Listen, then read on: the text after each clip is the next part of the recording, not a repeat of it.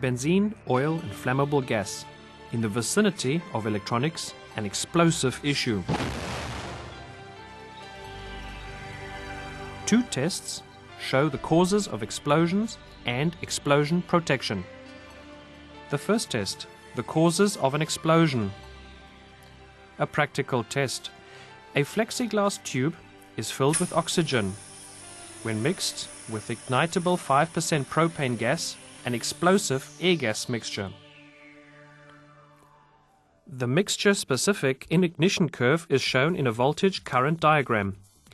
It shows the danger areas. The ignition energy, caused by electrical sparks, decides the existence of an explosion. If below the limiting curve, then no ignition of the gas occurs. If above, then an explosion takes place.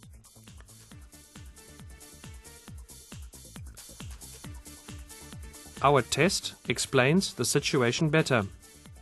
Within the plexiglass tube, we have an explosive area.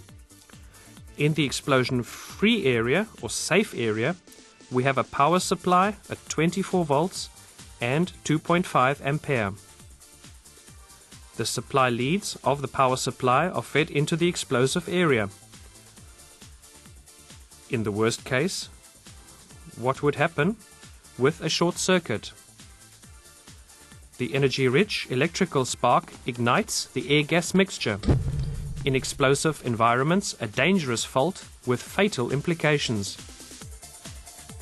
The second test. Appropriate protection measures prevent an explosion.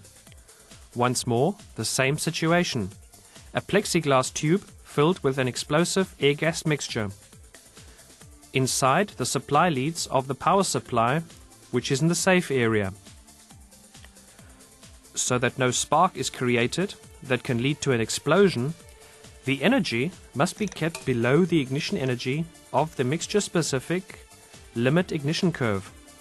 This means that both the voltage and the current values in the explosive environment must be limited.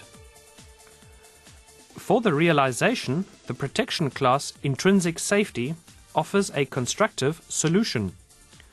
It principally consists of a resistor together with xenodiodes. It functions as follows.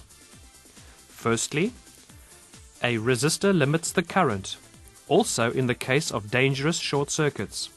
And secondly, a xenodiode limits the voltage in case of a fault. In measurement and control circuits, this is typically less than 30 volts. Both components limit the electrical energy. Correctly dimensioned, the spark energy lies below the ignition limit curve in the safe area, and the circuit is then intrinsically safe. Let's put the sample to the test. Our energy limiting circuit, also called secondary X protection, is installed in the safe area. At the input of the supply, or the signal lines from the safe area, and at the output of the intrinsically safe circuit for the explosive environment. We test the worst case once more and short-circuit the leads. A spark is created, is however unable to ignite the explosive air-gas mixture. The ignition energy is too weak. The reverse test. The secondary X protection is removed. The spark that is now created ignites the air-gas mixture and causes an explosion. Prevent major malfunctions with innovative interfaces. Consider only 12 mm width requirement per channel. Modular and rail mountable, together with optimal expansion possibilities.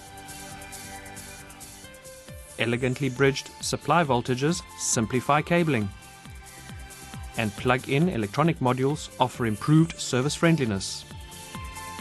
Understandably, with integrated insertion protection due to the safety plug coding. The knife disconnection with integrated test points combined with the electrical interface saves space and cabling. Process interface, the ultimate cabling solution between computer and process.